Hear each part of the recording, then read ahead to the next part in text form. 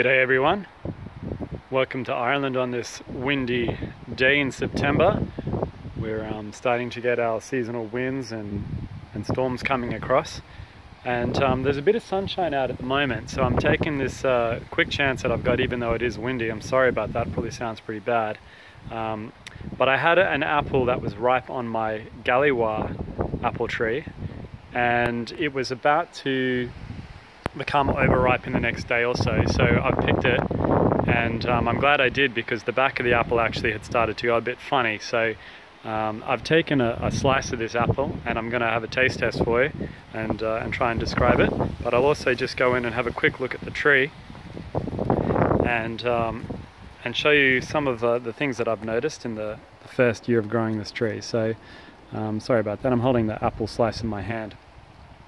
I bought this tree because it's meant to be disease resistant to scab. Okay, so scab resistant. It's meant to be a little susceptible to mildew and a little susceptible to canker.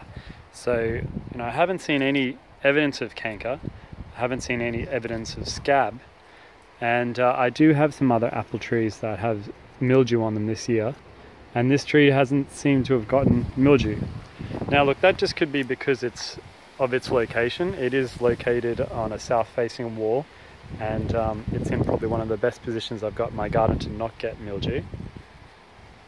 And overall it seems to be growing well. It's on M9 rootstock.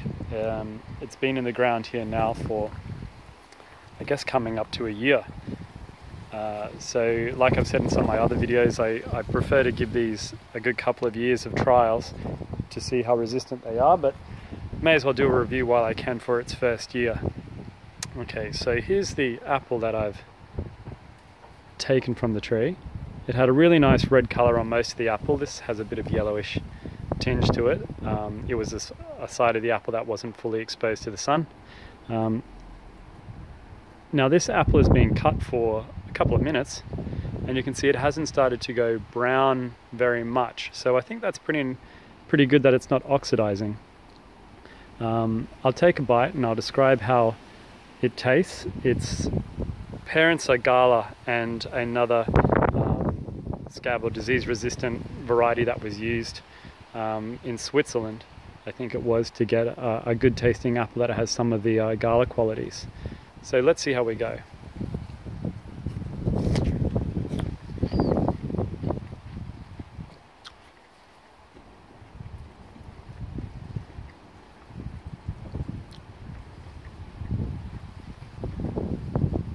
So I guess my first impression is that the texture is just fantastic. It's crunchy and solid, and not too crunchy or not too solid. So I didn't really notice the skin either.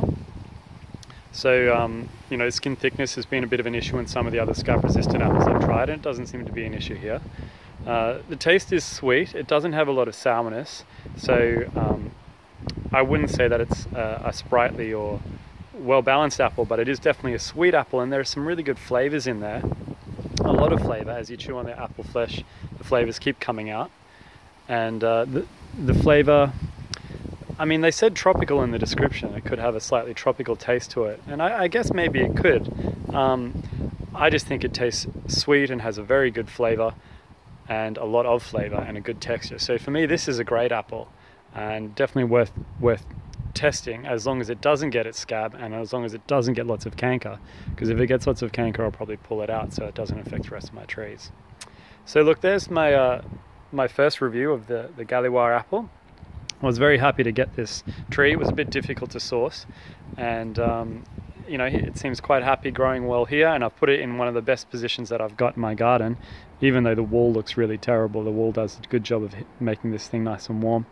And so hopefully I can get some really good tasting apples off it. So in its first year, it's given me a good tasting apple, and everything's looking pretty positive for this one.